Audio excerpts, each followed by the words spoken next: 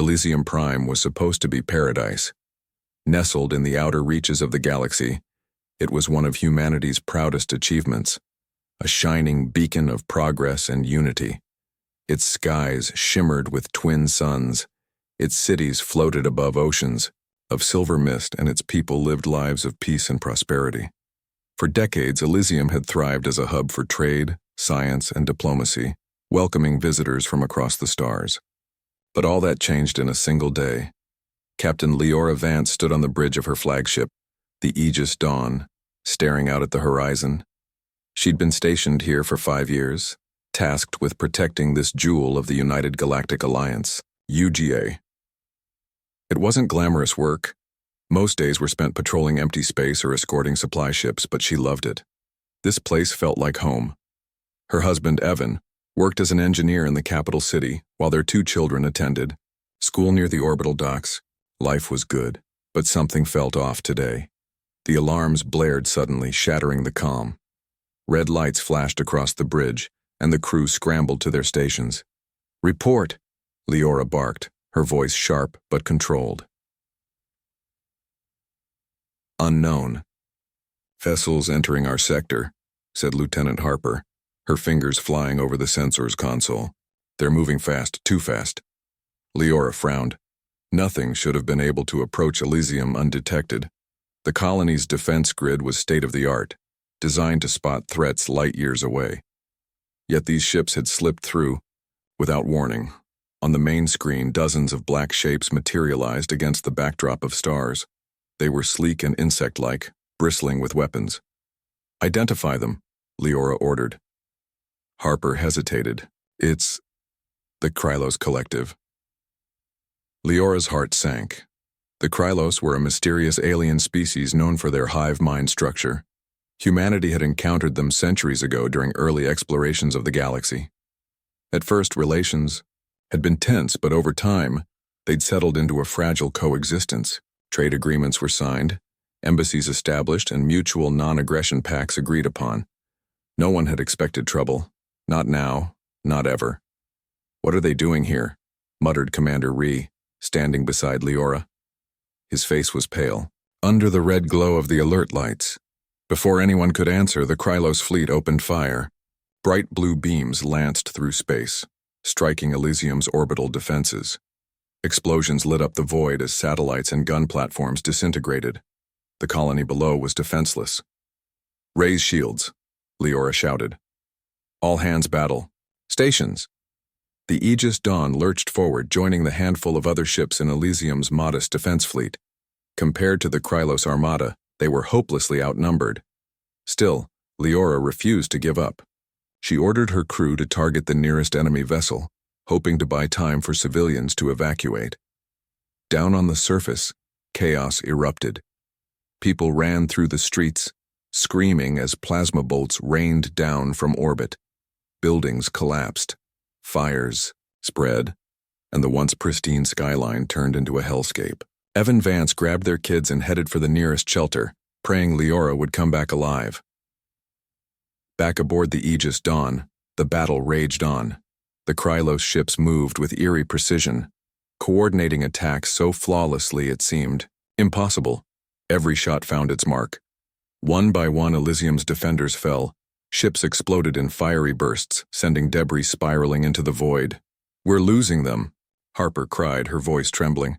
"Their weapons are cutting right through our shields." Leora clenched her fists. She knew they couldn't win, not against such overwhelming odds. But retreat wasn't an option either. If she fled, millions more would die. With gritted teeth, she made a decision. "All remaining ships form up behind me," she ordered. "We'll make a run for the colony shield generator. If we can disable it, maybe some of the population pods will launch." Ree nodded grimly. "Understood, let's do it." The surviving ships broke formation, racing toward the massive dome that protected Elysium's capital city. Behind them, the Krylos fleet pursued relentlessly, firing volley after volley. The Aegis Dawn shook violently as another blast struck its hull. "Shields at 20%, Harper yelled. "Hold together," Leora whispered, gripping the edge of her chair.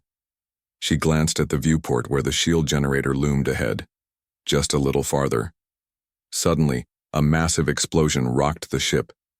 Leora was thrown from her seat, hitting the floor hard. Alarm screamed louder than ever. Smoke filled the air. "Captain," Ree shouted, helping her to her feet. "We've lost engines." "No," Leora growled, forcing herself upright. "Not yet." She limped back to the command chair, ignoring the pain shooting through her side. "Divert all power to weapons. We're taking that generator out, even if it costs us everything." With a final burst of energy, the Aegis Dawn unleashed a barrage of missiles at the shield generator. The structure crumbled, collapsing in a shower of sparks. Moments later, dozens of evacuation pods launched from the surface, carrying survivors into space. But it wasn't enough. The Krylos fleet descended on the colony, finishing what they'd started. Cities burned, oceans boiled, and in the end, silence reigned. As the last transmission faded, Leora slumped in her chair, tears streaming down her face. Somewhere down there, her family was gone. Everything she'd loved had been wiped away in a matter of hours. The Krylos didn't speak. They didn't negotiate. They simply destroyed and then vanished, leaving behind only ruin. Hours later, the distress signal reached Earth. When humanity learned what had happened, outrage swept across the planet. How could the Krylos betray them? Why had they attacked? Without provocation? For now, no answers came. All anyone knew was this: Elysium Prime had fallen, and humanity would never forget or forgive. The news of Elysium Prime's destruction spread like wildfire across the galaxy.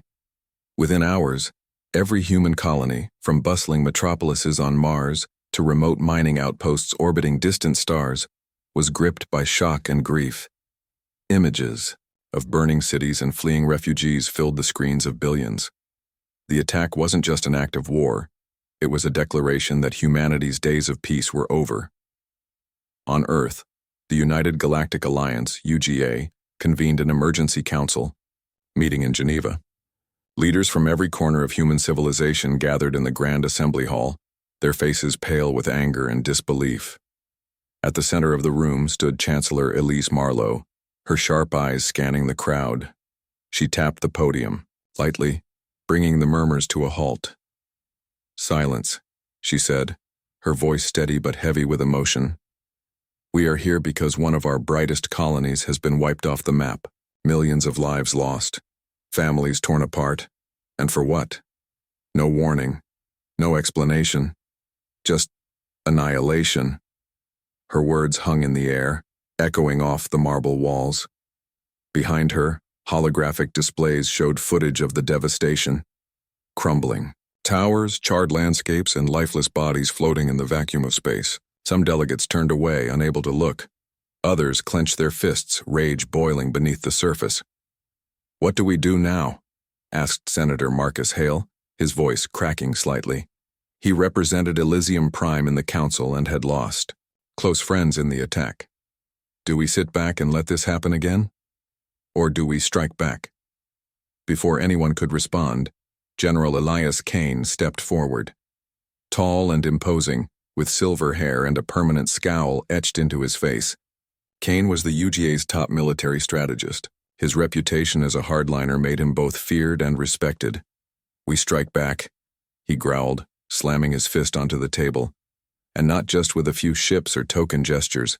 We hit them with everything we've got, everything they'll never see coming." The room erupted into arguments. Some leaders shouted in agreement, pounding their fists on the table. Others called for restraint, urging patience and diplomacy. Chaos reigned until Chancellor Marlowe raised her hand for silence. "General Kane," she said, turning to him, "explain yourself." Kane nodded curtly and activated a hologram above the table. It displayed a sprawling network of shipyards, factories, and research labs scattered across the galaxy. In the center of the projection hovered a sleek, menacing silhouette, a warship unlike anything seen before. "This is Project Nemesis," Kane announced. "For years, we've been preparing for the possibility of galactic conflict. These are autonomous warships, 700,000 of them, armed with cutting-edge weapons and powered by advanced AI. Each ship is faster, smarter, and deadlier than anything the Krylos possess. Gasps rippled through the room. Even those who favored retaliation hadn't imagined such a massive response. "But why weren't we told about this?" demanded Ambassador Sophia Reyes, her voice trembling with indignation. "This kind of secrecy undermines trust within the Alliance." "It was classified for a reason," Kane shot back without missing a beat. "If word leaked, our enemies would prepare countermeasures. Now, thanks to Project Nemesis, we have the upper hand." Chancellor Marlowe held up a hand to stop the growing debate. "Let's focus on the matter at hand. General, assuming we approve this plan, how long will it take to deploy these ships?" 3 months, Kane replied. "With full mobilization of resources, we can activate the fleet and launch an assault on the Krylos homeworld." "And what happens if something goes wrong?" asked Dr. Arun Patel, the lead scientist behind Project Nemesis. A wiry man with glasses perched precariously on his nose, Patel looked visibly uneasy. "These ships rely heavily on artificial intelligence. What if the systems malfunction during combat? What if the Krylos find a way to hack them?" Kane shrugged. "Every weapon has risks, but I'd rather gamble on 700,000 warships than roll over and die." Patel opened his mouth to argue further, but Marlowe cut him off. "Enough.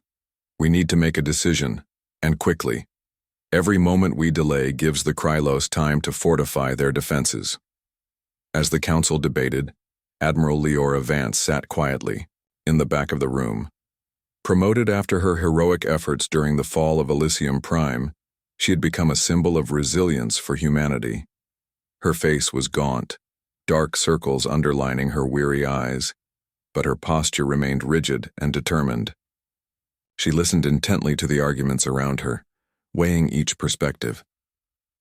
When the floor opened for input, Leora rose slowly to her feet. All eyes turned to her. For a moment she hesitated, swallowing the lump in her throat. Then she spoke, her voice low but firm. "I lost my family on Elysium Prime," she began. "I watched as the Krylos tore apart everything I loved. I know what it feels like to want revenge, to want blood for blood. But vengeance alone won't win this war." She paused, letting her words sink in. "If we're going to fight, we need to be smart about it, not reckless. General Kane's plan might give us the tools to strike back, but it also carries enormous risks. Are we prepared for the consequences if things go wrong?" Her question hung in the air, unanswered. Finally, Chancellor Marlowe stood up, signaling the end of the discussion. "Thank you, Admiral Vance," she said. "Your insight is invaluable. Now let's vote." One by one, the delegates cast their ballots. When the results were tallied, the decision was unanimous. Humanity would unleash its full fury upon the Krylos Collective. The Council declared war, vowing to reclaim lost territory and ensure no colony would fall again. Preparing for war in the weeks that followed, the galaxy transformed overnight. Factories converted into shipyards, pumping out thousands of warships daily.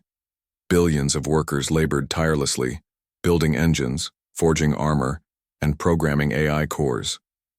On Earth, recruitment drives swelled the ranks of the military as young men and women volunteered to join the fight. Admiral Leora Vance threw herself into preparations, channeling her grief into action. She spent long hours training pilots, strategizing battle plans, and inspecting the newly constructed fleet.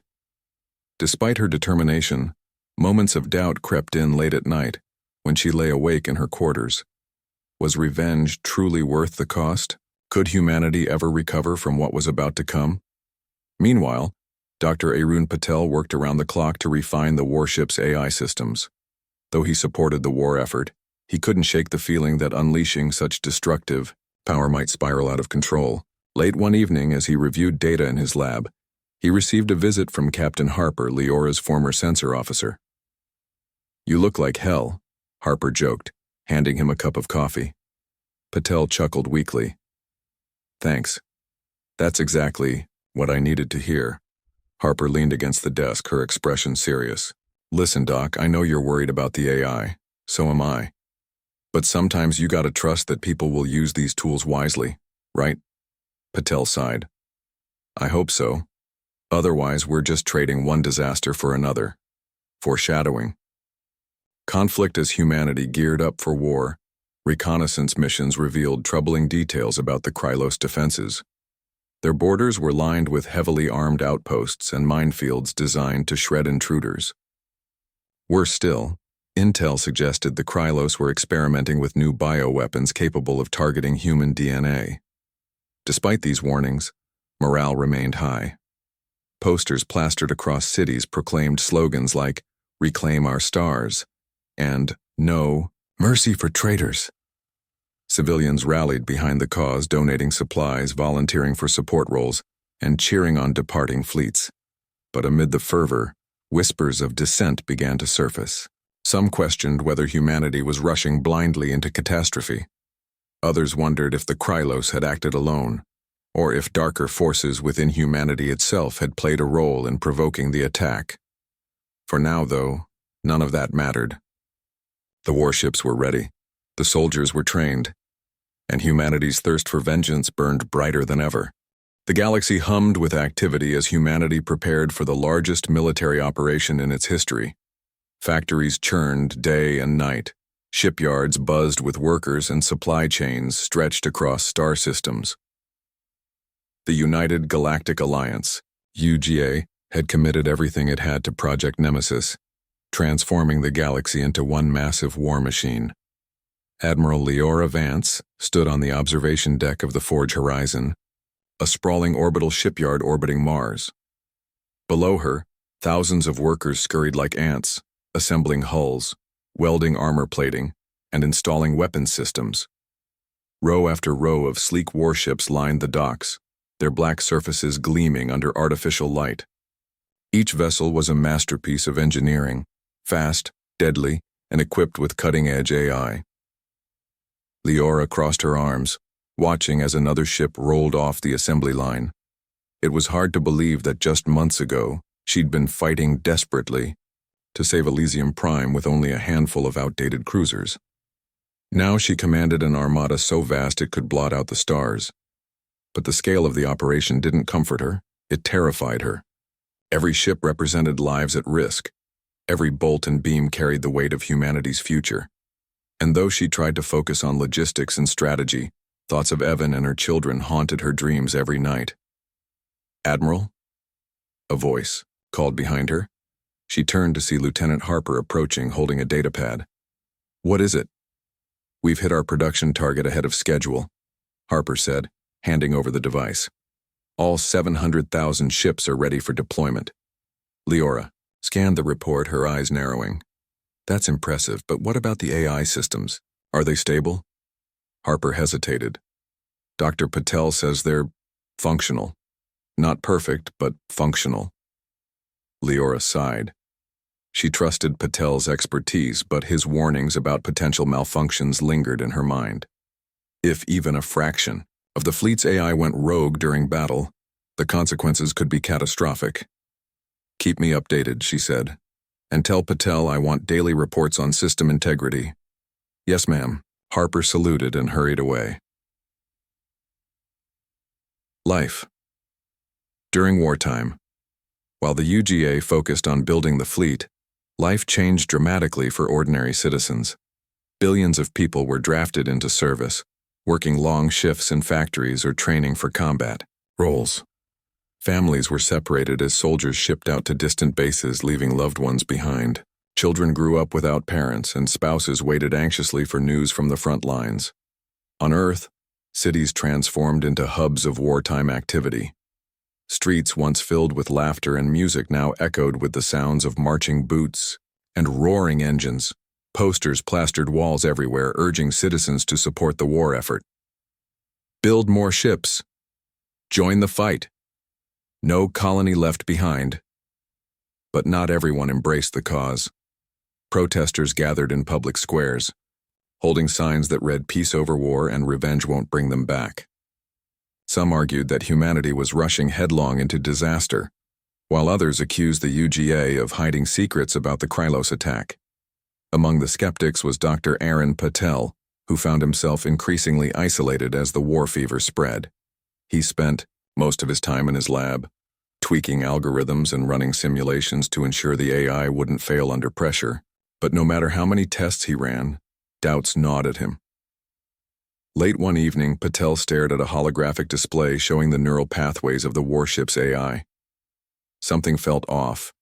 He couldn't pinpoint it, but the patterns seemed too predictable, as if someone else had anticipated their designs and left vulnerabilities hidden within the code. "Doctor?" A soft voice interrupted his thoughts. He looked up to see Captain Harper standing in the doorway, concern etched on her face. "You've been here for hours. When was the last time you ate?" Patel rubbed his temples. "I'm fine, just thinking." Harper stepped closer, lowering her voice. "About the AI?"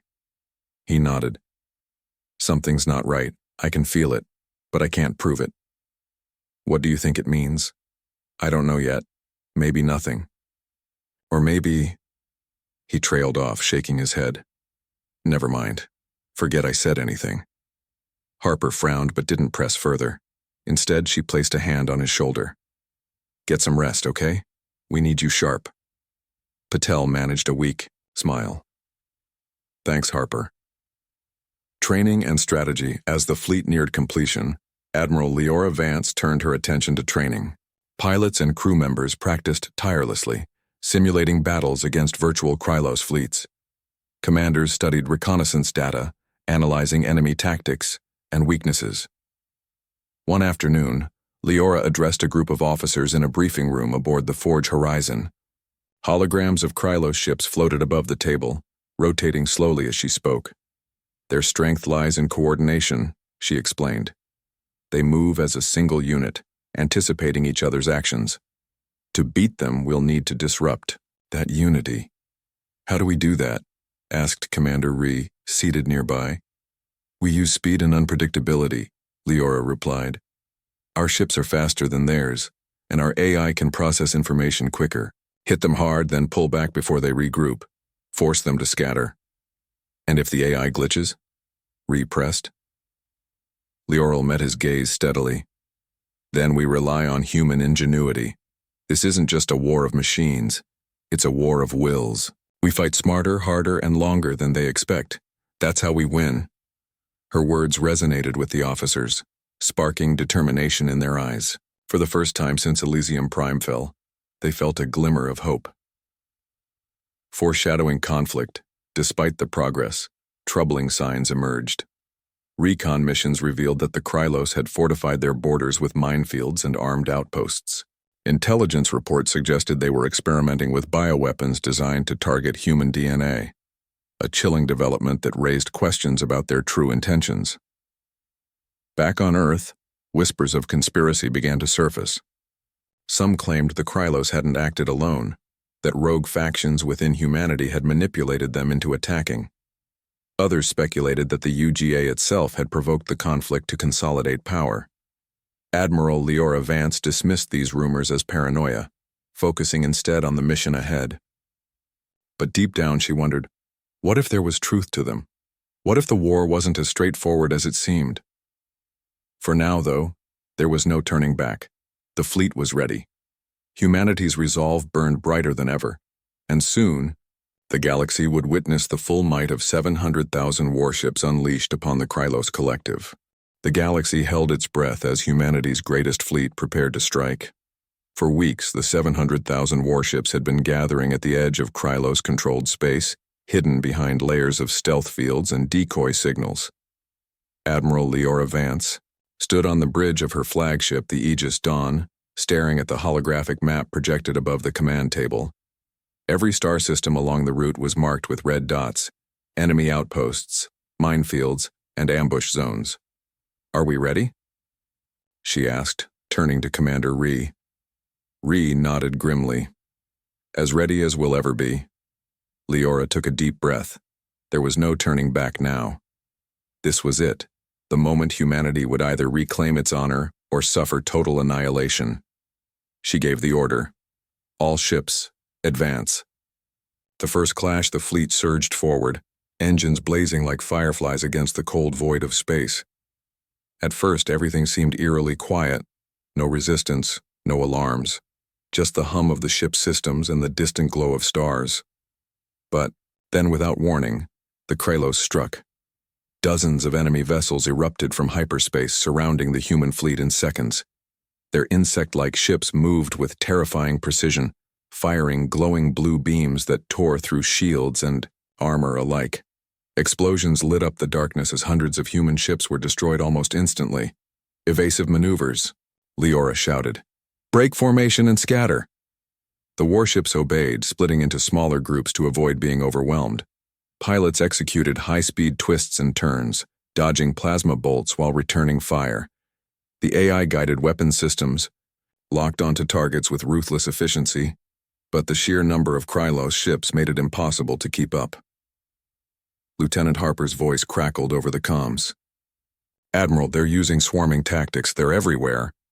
"I see it," Leora replied, her jaw clenched. "Keep moving. Don't let them pin us down." For hours, the battle raged across multiple star systems. The humans fought valiantly, their superior speed allowing them to outmaneuver the slower Krylos ships. But the cost was staggering. Thousands of ships were lost and countless lives ended in fiery bursts of light. Ground Zero.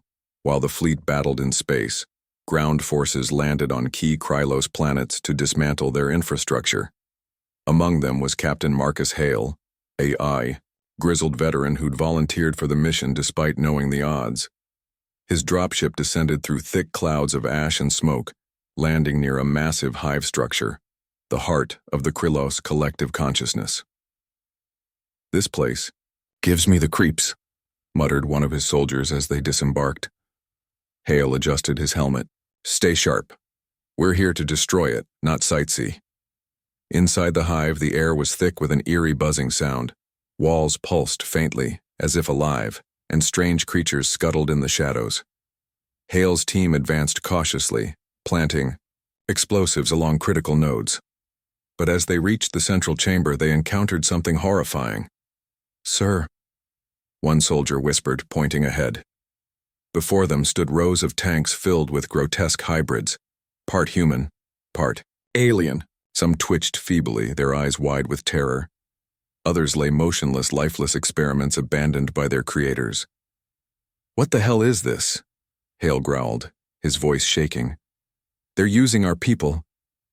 Another soldier choked. "Out. They're turning them into monsters." Hale swallowed hard but didn't hesitate. "Blow it all. Now." The team planted charges throughout the chamber, setting timers for 5 minutes. As they retreated, the buzzing grew louder, and the walls began to quake. Something big was coming. "Move, move, move," Hale yelled, leading his men back toward the exit. Behind them, the hive collapsed in a deafening roar, burying the abominations beneath rubble and flames. Hale's team barely escaped in time, sprinting toward their waiting dropships as the ground crumbled beneath their feet. AI malfunctioned back in space. The tide of the battle shifted suddenly and dangerously. One of the lead warships reported a critical error. Its AI had malfunctioned, causing it to fire indiscriminately at nearby allies. Within moments, dozens more ships followed suit, creating chaos across the battlefield. "Admiral, we've got friendly fire incident spreading," Harper cried. "The AI is overriding manual controls." Leora cursed under her breath. She'd feared this might happen. Patel's warnings about the risks of relying too heavily on artificial intelligence came flooding back to her. If they couldn't regain control of the fleet, they'd lose the war before it even began. "Order all ships to disable their AI cores immediately," she commanded. "Switch to manual piloting." "But ma'am, we'll lose half our firepower," Ree protested. "We'll lose everything if we don't act now," Leora snapped. "Do it." Reluctantly, the order went out. Across the fleet, crews scrambled to shut down the rogue AI systems. It was a risky move. Manual piloting required, split-second decisions and perfect coordination. But it worked. Slowly, the fleet stabilized, regrouping into tighter formations. "Thank you, Admiral," Harper said softly after the crisis passed. Leora shook her head. "Don't thank me yet. We're still outnumbered, and the Krylos aren't done with us." Turning the tide with the AI disabled, Humanity relied on pure skill and determination to survive. Pilots pushed their ships to the limit, weaving through enemy fire with daring maneuvers. Commanders coordinated attacks with precision, targeting weak points in the Krylos defenses. One breakthrough came when Lieutenant Harper identified a flaw in the Krylos communication network. By jamming specific frequencies, they could disrupt the hive mind link that allowed the alien ships to coordinate so effectively. Target those frequencies, Leora ordered. Take away their advantage. The strategy worked. Without their hive mind connection, the Krylos ships faltered, breaking formation and exposing themselves to counterattacks. Humanity seized the opportunity, launching a devastating assault that crippled the enemy fleet, but victory came at a price. Thousands more ships were lost and entire squadrons vanished in flashes of light. Casualty reports poured in, each one heavier than the last. The final push after days of relentless fighting, the fleet finally reached the Krylos homeworld, a desolate planet surrounded by rings of debris and fortified stations. The remaining human ships formed a spearhead, charging straight for the heart of the enemy stronghold. "Hold the line," Leora shouted over the comms.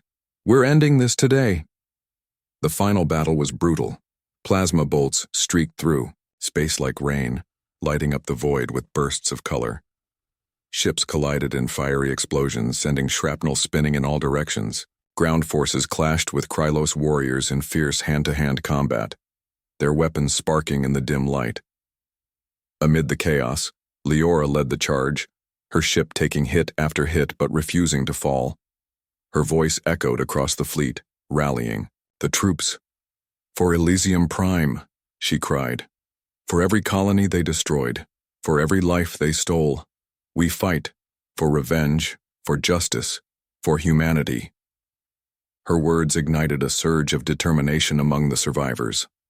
Against all odds, they broke through the Krylos defenses, paving the way for the assault on the homeworld itself. The final assault on the Krylos homeworld was unlike anything humanity had ever seen. The once mighty fleet of 700,000 warships was now reduced to a fraction of its original size.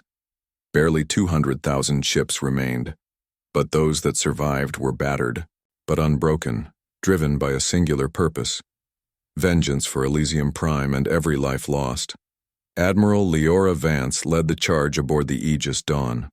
Her ship bore the scars of countless battles. Burn marks streaked across its hull, and entire sections of its interior were sealed off due to damage. Yet it still flew proudly, a symbol of humanity's defiance against overwhelming odds. Leora stood on the bridge, her eyes locked on the holographic display showing the Krylos homeworld ahead. "Prepare for orbital bombardment," she ordered, her voice steady despite the exhaustion etched into her face. "We take them out before they can regroup." As the fleet approached, the Krylos defenses fired back with everything they had left. Plasma beams lanced through space, striking human ships and tearing them apart. Explosions lit up the void as more vessels fell, their crews lost forever. But the humans pressed on, determined to reach the planet's surface. Finally, after hours of relentless fighting, the fleet breached the outer defenses. Dropships descended toward the Krylos capital city, carrying ground forces ready to finish the job. Among them was Captain Marcus Hale, whose team had already witnessed horrors beyond imagination inside the alien hives. He clenched his rifle, tightly, steeling himself for what lay ahead. Confronting the Queen Leora's flagship landed directly in the heart of the Krylos stronghold, a towering spire that pulsed faintly with an eerie blue light. She disembarked with a small squad of elite soldiers, moving cautiously through the labyrinthine corridors. The air was thick with tension, every shadow seeming to move unnaturally. Strange noises echoed around them, clicks, hisses, and low rumbles that sent shivers down their spines. At last they reached the central chamber. There, seated on a throne-like structure made of organic material, was the Krylos Queen.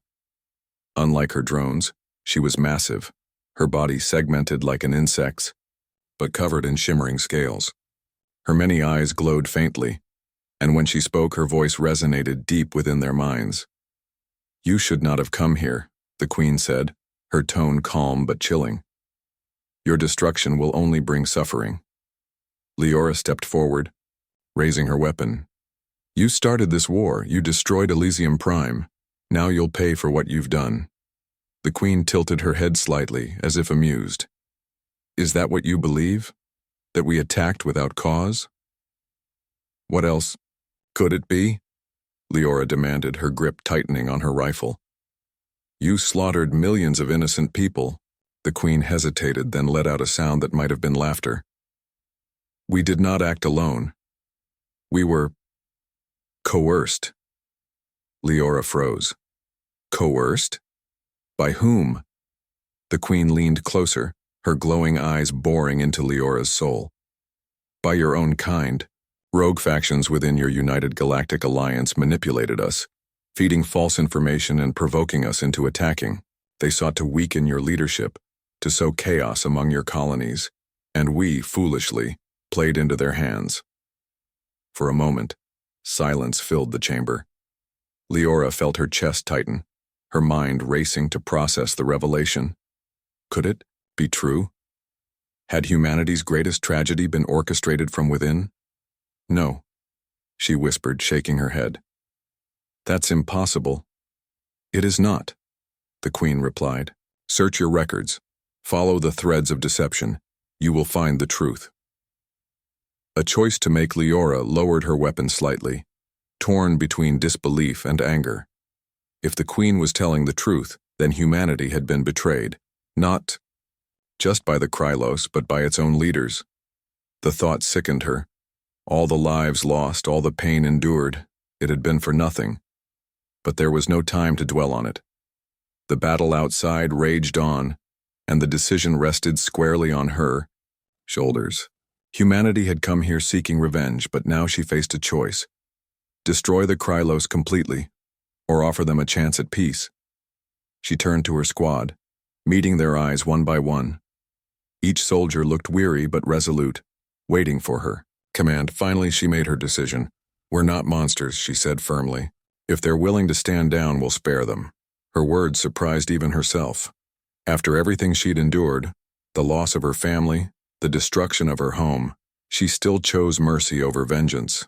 It wasn't easy, but she knew it was the right thing to do. The path to peace. Leora returned to the fleet and relayed the Queen's confession, along with her decision to negotiate. The response was mixed. Some commanders argued that the Krylos couldn't be trusted, while others agreed that humanity had suffered enough. In the end, Chancellor Elise Marlowe intervened, ordering the fleet to stand down temporarily while negotiations began. The Krylos agreed to dismantle their hive mind structure, ending their ability to control other species. In return, humanity promised to aid in rebuilding their devastated worlds. It was a fragile truce built on mutual distrust, but it marked the beginning of uneasy peace talks. Back on Earth, investigations uncovered evidence supporting the Queen's claims. Rogue factions within the UGA had indeed manipulated the Krylos, using forged data and covert operations to provoke the attack on Elysium Prime. The scandal rocked the Alliance, leading to arrests and resignations at the highest levels of government. Start. New paragraph. Life after the war. The war left deep scars on both sides. Billions of lives were lost, and entire star systems were rendered uninhabitable. Survivors struggled to rebuild, piecing together shattered colonies and mourning loved ones who would never return. But amid the ruins, hope began to bloom. Admiral Leora Vance stepped down from active duty, dedicating herself to fostering understanding between humans and aliens. She traveled across the galaxy, speaking about the importance of cooperation and forgiveness. Though she carried the weight of her losses, she found solace in knowing that her choices had prevented further bloodshed. In the final scene, cameras panned over the remains of Elysium Prime. Work crews labored tirelessly to clear debris and construct new buildings. Amid the wreckage, a single flower grew, a delicate blossom bathed in sunlight. It swayed gently in the breeze, a quiet reminder that even in the darkest times, life finds a way to flourish. And so, humanity moved forward, forever changed by the war, but determined to build a better future, one where revenge gave way to reconciliation and hatred was replaced by hope.